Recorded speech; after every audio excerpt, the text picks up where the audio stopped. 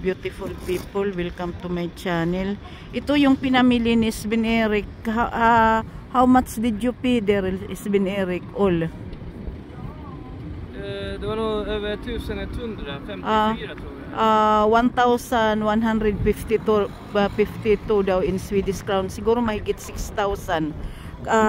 Ayan, ito, yung ano nito, yung lima nito, 99. Mahigit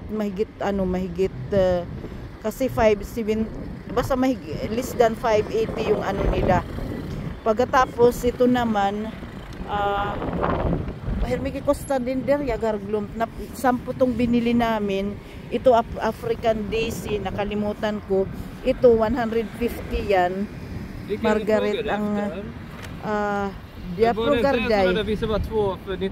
Nere ilsling din der plus kan. Kasi namili-mili siya dito ang mahal-mahal ng mga binili niya ito.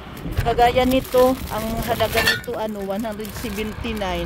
Yung bali juice yan at saka yung may kula. Pagkatapos ito naman yung isa 59, bawat isa niyan 59.